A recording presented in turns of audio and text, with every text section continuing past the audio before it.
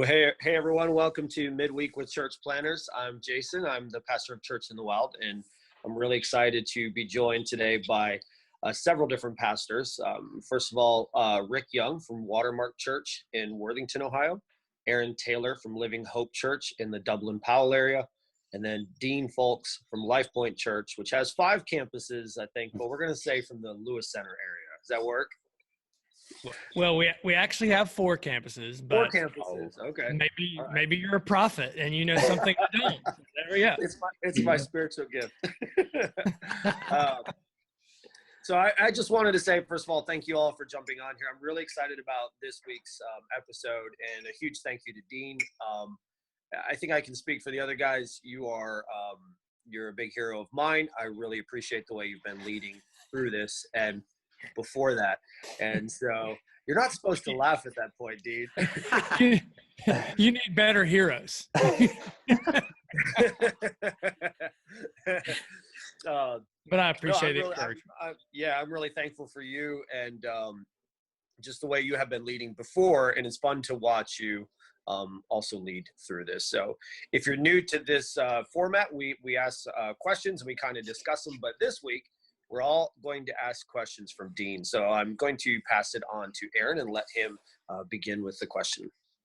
Yeah, Dean. So one thing that the 3 of us have been talking about really these past couple weeks, and I heard Carrie Newhoff say it yesterday, is that church as we know it is going to change as a result of this kind of pandemic that we're going through as a nation and as a world. And so one thing we were just curious about from your perspective, 15-year-old church, church planted in Columbus, several years ago. How do you see that all shaking out, for us as church planters? How is church going to change? And what are just some things that we need to be thinking through with our congregations as really these next several weeks transpire as we move out of this, hopefully, sooner than later? Yeah, I feel like I've spent so much time, Aaron, thinking that through, and I think what I've landed on are a few ideas. One is right at the beginning of my full-time ministry life is when we ran into the 9/11 crisis. Wow. And what I remember from 9/11, I can walk into the spot, sitting in my living room, getting ready to walk out the door to go to work that Monday morning, and just flipping on the TV quickly. And, sitting there for hours, just dumbfounded about what was going on, is that there was a spiritual spike right after 9/11 that was incredibly significant. I feel like there are a lot of people that I run into today and even still talk to them who say, man, that was a spiritual moment for me. That's when I came to know Christ, or that's when I had this sense of repentance. And at the same time, it lasted for about 4 months. Yeah. So eventually, the response spiritually to that crisis, things weren't all that different in the long run. So it makes me wonder if this current crisis we're in, we're just all prisoners of the moment. Sure. And we think what we're going through is something that no one has ever gone through, and it's going to fundamentally change everything. And I was joking with a friend the other day, maybe this isn't an appropriate joke, but that everyone has a very close friend right now who's a biochemist who is consulting the governor and the president of the United States. Exactly. Yes, right? Absolutely. And so I just think the truth is, no one knows. I don't think anybody knows, but here's the other, that leads me to this conclusion, that fundamentally what it means to be human means that we need personal connection. Right. God created us in his image. He is Father, Son, and Spirit. There's community among the Trinity. So we are built and wired for human connection. Yeah. So I don't see a church of the future that is solely online. I don't see a church in the future, because of this crisis anyway, Sure. that is fragmented or deconstructed. As a matter of fact, I feel like while it may not be immediate just because of the fear and anxiety that's out there, I'm not sure everybody's going to rush back to congregating because of the pandemic nature of what we're going through. That people are they're a little scared. Sure. But I think eventually people are going to get back together. Yeah. Really do. Yeah. So just a quick follow-up, and we don't have to take much time on this one. Do you feel like this whole idea of, quote, digital church that we've all had to pivot to is here to stay? Or do you see that as just a temporary kind of addition to what we do? Because a lot of us have had to pivot really over these past few weeks into an unknown territory. So I'm just kind of curious your thoughts on that, and then I'll let the other guys kind of take over. Yeah, I think that there's definitely going to be a heightened awareness of having a digital aspect to what you do in church. Sure. I also think that if the crisis is short-lived, and by short-lived I mean less than 4 months. Right. I don't know that the majority of churches are going to become solely reliant upon a digital medium for weekend services. Now, I will say that one of the things that I've been pleasantly surprised by, at least for our church, is that I think we are serving to a greater degree than we have ever served. Yeah. And I absolutely am. I love that. I'm so appreciative of our folks, and Sure. and really that, we're using a digital footprint to help bring that to bear, to mobilize people so that we're not the bottleneck, right? The church isn't the organizer and the bottleneck. We're just trying to get people together with ministries and life groups together with ministries and free them up to serve. And so I can see a digital platform. I've got a friend who leads a church in South Carolina, and about a year ago, he was talking to me about putting together kind of a larger serving platform. So they came into this thing prepared. Wow. They were ready, unwittingly, of course, but they were ready. So, like in their world, man, they've got people serving like crazy. And so I do think the digital aspect is here to stay. I don't know that digital reliance is here to stay. Okay. Awesome. Appreciate that. So, Dean, you talked a little bit about how your church is serving more than ever. And so I did have a question about that. We've been kind of discussing serving our communities as churches, particularly as church planners. I think we've run into, there's almost an overwhelming need, but there's also, for church planters, it's really hard to figure out ways to meet those needs in a sustainable, good, healthy way. We've run into everyone needs something, but they've all got it from other places. And so we're trying to be available. So maybe you could tell us some ways that you guys are serving your communities, and some things that you guys are doing that we might be able to learn from. Yeah. In a lot of ways, I think Aaron used the word pivot. And I think that one of the great things about church planting is that you pivot quickly. And as your church plant becomes more established over time, it becomes a little harder to do that. But I think where we have tried to fight that trend is that from the beginning, our vision has really been to do two things, to do weekend services and to try and make disciples through life groups. So for us, that has helped us a ton, because we look at our life group leaders like shepherds. And so in that vein, we have, each of our groups, we say to them, look, you choose a ministry to partner with, and you serve together once a term at minimum. So for us now, in the middle of this crisis, what that's done is it frees us up to some degree to help the needs that are more one-off, if I can say it that way. So we have folks in our church who are their livelihoods depended upon the live event industry. So early on, we had some folks who lost their jobs, lost their benefits. So whenever people, couples, families, individuals come to us and say, hey, I want to help somebody, we're able to connect them up individually. Nice.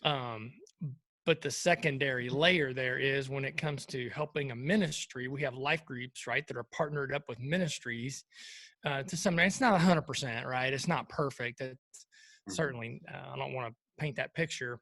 But most of our groups have a partner. And so right now they're saying to their ministry partner, hey, what do you need? And then the other side of the coin is for our groups that don't have a partner, this was a great opportunity to say to them, hey, here's some opportunities to serve together as a group, with the idea being, right, that you serve together as a group once a term, twice a term, so that serving becomes part of your lifestyle. So that you don't have to have the group to serve, that so that you're paying attention to the needs of your neighbor, the needs of your coworkers, the needs that God brings across your path all the time. So you develop a lifestyle of serving. But, you know, history, just ministry experience, I guess, tells me that that's got to start somewhere. And so starting in groups certainly has been a way for us. So I guess short answer to your question is it's kind of tiered. So we're having people serve at the group level. Christy Lowe is our missions director. She's done a fantastic job of leading her team, Andrea on her team as well, of helping us stay organized at the group level. And then that really frees us up as pastors and shepherds from a staff perspective to handle the one-off kinds of individual needs as well. So that's kind of how we're doing. I know, again, not a perfect system, and there's a lot of ways to do it, but that's kind of how we're doing it. Awesome. No, I love that. I have been myself worried that the way we are currently doing it, it's on me to initiate the way that our church cares for people, which puts, you know, I'm sure we can all agree right now, there's a lot of pressure right now to do a lot of other things, and to consistently, okay, how are we going to help this person, just adds to it. So I love that. I think that's really cool. Good. Could I ask you guys a question? So this is something that I've noticed in the past 10 days, really. So once we got about a month into the really the crisis and the restrictions, I'm getting a lot of phone calls and emails from people, not just folks inside of our church. I'm great with that. I always want to, but even outside of our church, who have like lots of good ideas, like of how we can serve and things we can do. And, and I mean that genuinely, like they're really good ideas. Yeah. You just can't do all of them. No. Right. And part of what I hear you saying, Jason, is, man, you know, when you're especially in a new planting context, listen, everything else is on your shoulders. So when someone, you know, emails you and says, you know, it's a great, I'm not going to speak to a specific idea, but there are great ideas out there. You just can't, can't do them all. Right. Yeah. Right. Hey, Dean, go ahead, Jason. Sorry. No, you're fine. I was just going to say wholeheartedly that I think all of us probably agree with that. They're really good ideas, and we really want to help people. It's just not doable at times because there's so much. Yeah. So, hey, first of all, I want to say, Dean, thanks for being with us. I know Jason said he's your hero. You know, it's, to me, my life is Jesus and Johnny Hunt and then Dean right there. Anyways, but then Arnold Schwarzenegger right after you. So, but hey, when you guys, and I also want to say the reason I smiled when you said pivot, now this is aging me, but it takes me back to Friends when Ross was like, pivot. Anyways, so that's the way my mind works. So, but hey, seriously, thanks for being with us. But here's a question, Dean, that because you're connected with so many churches across Columbus here. what are some ways that you're seeing other churches, not only serving, but practicing how they're sharing the gospel right now? Mm-hmm. And I know we all would say, man, a lot of it's online and stuff like that, but what are some things that stand out to you that other churches are doing that's saying, hey, man, they're doing a good job in this of sharing the gospel? I don't know if that would come to your mind or if you got someone, in mind right now. Yeah. So I feel like serving is a primary opportunity for that. I know, well, Aaron does a super job, man, at their church of working with the local furniture company. It's more the ministry, right? The bridge of delivering furniture to people and taking the opportunities when you deliver the furniture, for example, to share the gospel. My small group, we made 250 food bags and brought them together and delivered them to the inner city to folks. And we're partnered up with Reggie Hayes down there, United Faith International. And so they're doing a great job of meeting needs and sharing the gospel. And then Rick, as you said, from your online services, one of my concerns there is that, on Sunday morning, so our live service, quote unquote live service, right, is pre-recorded during the week because our live stream platform, it just is not reliable, right? So or because your teaching pastor walks out in the middle of worship, right? Listen, not that I have any experience with that or anything. I got to tell you how encouraged I was to see that, Aaron. So I loved it. I know that you maybe did that. If I understood Joe's explanation, you walked out at the wrong time because maybe you weren't as attentive as you should be in production meeting, as none of us are. Hey, I don't know. However, when we're so blessed, like John Myers is our worship pastor, and he's been with us for so many years. Yeah. So John just has this tendency, right, sometimes to just get caught in the moment of worship, which is wonderful. We love it. However, that means that I'm trying to time it just right because it's a long walk from my seat up to the stage, and every now and then I'll be about 5 feet away, right? And John will just, let's do one more chorus, right? And then I'm caught. So my favorite story from our church, our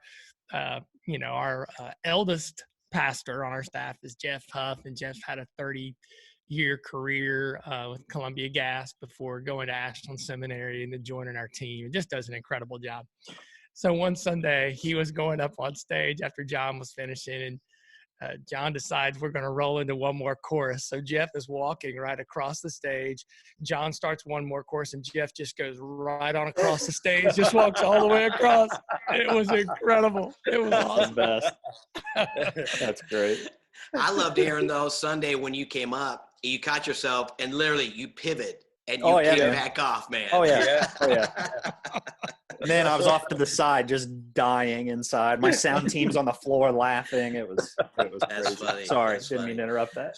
No, so Dean, go ahead. I'll just come around the corner there and say one of my concerns is, so on Sunday mornings now, you scroll through Facebook and it is like the Church of America owns Facebook. Like it's amazing, right? Mm-hmm. And I believe that digitally, we're probably sharing the gospel to a greater degree than we ever have. I guess one of my concerns there, though, is, so let's say people are out there saying yes to the gospel. How are we connecting them? How are we following up with them? What resource are we putting in their hands? And then for me, even, I don't know, this just the kindness of the Lord, probably 8 or 9 weeks ago, we were doing a series and we were trying to equip our folks to share the gospel. And so I put a blog post online that included just a simple way to start a gospel conversation and a simple way to, if someone wants to respond in faith, to kind of wrap that conversation up and just put that blog post up online on our website, just so I could point people towards it, just as kind of an equipping post to help folks share the gospel. And I wish I could say that, man, I had this great vision to do that, this great visionary experience, right? And, but I didn't. I really just applied it to that message.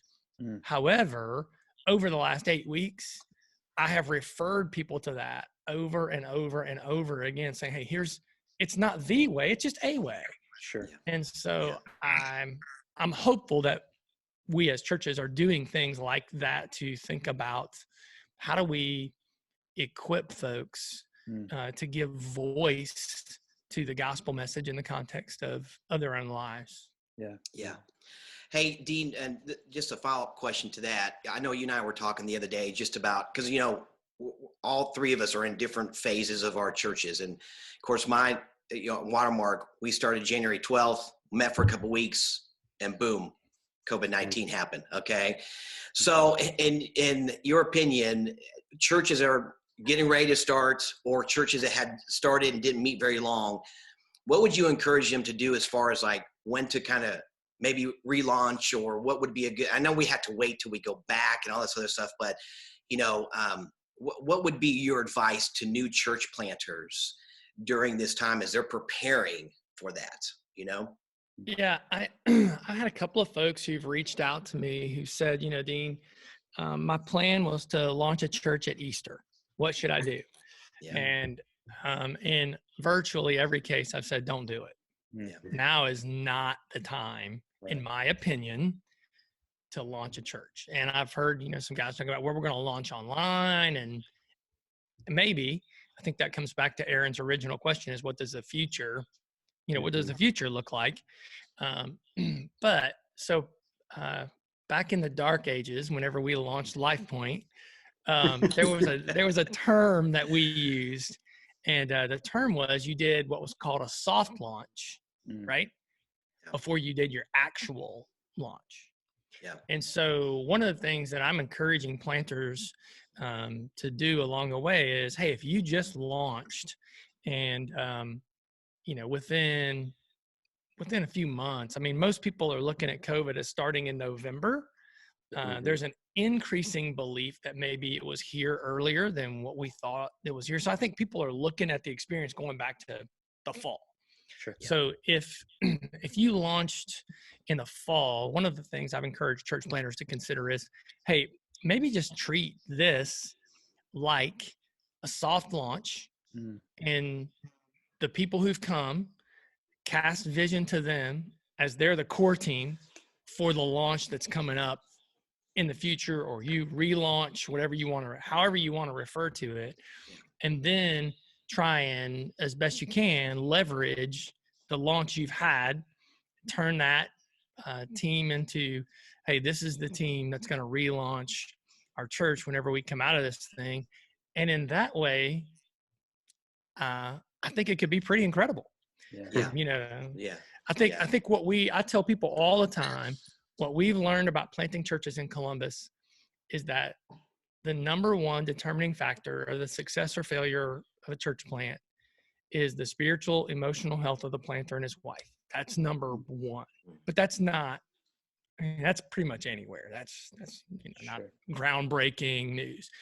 However, the second thing is, because for us, 1A is the size and development of the core team. So I tell folks that you can get everything else wrong. You get those two things right, and you can't stop it. That church plant's almost unstoppable. You get everything else right, and you get those two things wrong, or one of those two things really wrong, and it doesn't matter what else you do, it doesn't seem to go. So I like the idea of going kind of soft launch, hard launch. Yeah. No, thank you. That's encouraging, because I know there's other guys like me in that same boat. So thanks. That's great. Yeah. That's a great word. So, and I just got one more question. You guys got some other questions too, but on a personal note, because I know, and a lot of people are dealing with this, but I know you've got a son who's a senior like mine. Okay. what are you guys doing, or have you thought about, hey, if they don't have, and I know this is probably, but if they don't have stuff for school or graduation, stuff like that, what are you thinking that you guys will do? And I know there's parents out there that are thinking, what do we do for that? So that's a little more of a personal note, but just helping our people to see, because a lot of them are in that boat right now of dealing with that, Yeah, for sure. We had a conversation last week. Our family ministries team did that. Really, the idea was, how can we celebrate this milestone? Our family framework at Lifepoint is built around 4 pillars, and one of those is milestones, and one of those milestones is graduation. And so how can we celebrate our seniors, both from college and from high school? How can we celebrate them in a way that is unique to capture this kind of hopefully what is spiritual momentum in their lives, building towards the next step? So things that we would normally try, ways that we would normally try to mark that moment in our church have obviously, probably just not going to happen. I mean, it's, we normally late April, we're going to have a day where we talk about our seniors. We're going to gather people around them. We put all of our seniors at tables in our lobby, let people come by, write them notes, encourage them, all those kinds of things. And that's not going to happen. So we're talking about, hey, we're not going to miss that moment. We may delay that moment until later, but we're not gonna miss them. I look at you just like you, Rick, my son, and if the trend continues, and I expect the trend, to continue, if the trend continues, there's just going to be more and more and more misses through the end of the school year. Yeah. He's already missed out on mission trip senior year. They're talking about, hey, if we do a live graduation, when are we going to do the live graduation? I mean, things like that. Yeah. So we're trying to think about, how can we capture the momentum to do some things to celebrate our seniors? Yeah. That's good. That's good. So you guys got other questions? Yeah, I had just one more. We've been discussing ways to keep ourselves healthy throughout all of this. For sure, you've got so many different areas you could be pulled right now, that I think it could be easy to lose that health for you, the emotional, spiritual, mental health. So you were talking about how health is so important to a church planner. So what are some ways that you keep yourself healthy, keep your health up? Yeah, I think I personally try and think about 3 phases, right? Spiritually, emotionally, physically. So what are the things that I can do spiritually? So, your own personal walk with the Lord is so important during this time. A quiet time this morning was Psalm 76. Man, super helpful psalm. The psalm writer there talks about how God has suites in Zion. He has a house in Salem. And the whole point is God is omnipresent. He's everywhere all the time. There's nowhere you can go that God's not. And just praying through that this morning to realize, in every room of government, at the state level, at the federal level, they cannot get away from God. Mm-hmm. God is not surprised. He's not worried. He is not concerned. Mm-hmm. And just, I think that is primary, critical, your own spiritual devotional life. I think giving attention to your marriage during this time, for a lot of us, shelter in place means, maybe once a week, your essential services, right? You're in the office and then you're home a lot more, which can be great for your marriage if you're taking good active steps. But if not, being with your spouse all day, every day can also present challenges. We're feeling that burn a little bit right now with some of the folks from our church are, reaching out to us saying, hey, listen, this is revealing that we need to do some work in our marriage. Yeah. So it's a good time to do some work, right? It's a good time to get to it. A lot of counselors are taking people virtually. So it's a good opportunity. So I think maybe that's kind of rollover spiritual, emotional health, and then just physical health. And I think it is critical to get outside breathe some fresh air, get in the sunshine, do some work. Man, if you've been thinking about starting working out or something like that, one of our church members, he reached out to me right at the beginning of the crisis in March, and turned me on to this guy. He's a physical therapist online. He does just kind of body weight workout stuff. And so one of the fun parts of this crisis for me has been me, Angie, my daughters, my son, kind of in varied groups, right? It's not all 5 of us every day, but probably 4 or 5 days a week. We're doing these workouts together. Awesome. And they're really, really hard. And I can't, sorry that the guy's program's called Athlete X. Obviously, I don't get anything from this. I don't know. The guy's name's Tony, right? I sound like it's an Italian family. This guy, Tony, gave me some workouts. So we doing them over the, no. Awesome. But they're great, man. They've been fun ways for us to connect and just try and stay as healthy as we can, especially with stress. I mean, it just, you release all that cortisol right in your body. You got to burn that stress off somehow physically. So physically, emotionally, spiritually, just do everything you can do, to stay healthy during this time. I think it's critical. That's good. Aaron, did you have anything else or? No, man, I've been lifting paint cans and toolboxes over my head to work out. So figuring it out. I was going to say, I'm trying to figure out that angle so that I look like Aaron in the camera. I'm just, right there. From now on. Yeah. I got a fisheye lens on here. So that's right. See, when we get together as a family, we work out we ate a pizza last night together. And so it was so good. And I felt so relieved. Right. So those are hammer curls, right? Those are hammer curls. That's right. That's I know great, man. I know you can't see it because it's in the background, but it's really big. Right. So, anyways,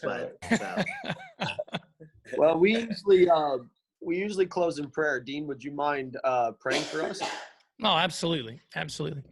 Father, thank you for the aspects that we're all learning about virtual fellowship and just being able to see each other's faces and be reminded, God, of the good work that you're doing in our city through established churches and through church plants. And God, I'm thankful for these 3 men and how you're using them to serve the city and call people to yourself. And I pray, God, that you'll continue to give us wisdom, and even more broadly, God, for the church in Columbus.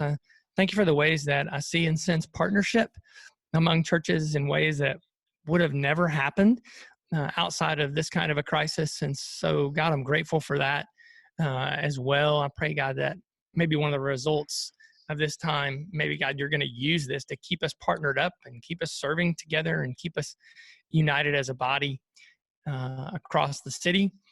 But Lord, we pray that more and more, especially as we head into Easter weekend, that there will be, Lord, many, many, many people who are joining us, hearing the gospel, following you, taking steps, repenting, being drawn back to you, God, in such a way that faith will grow, that out of the darkness, that belief will rise, and that you will be glorified. It's in your name we pray. Amen. Amen. Amen. Thank you. Thank you. Thanks, Dean. We appreciate you, man. Appreciate your time this morning. Yeah. And we love you. We love Lifepoint, and we'll get through this together. Yeah, much love to you guys as well. Thanks for having me today. Absolutely. All right. Have a great day. Thanks.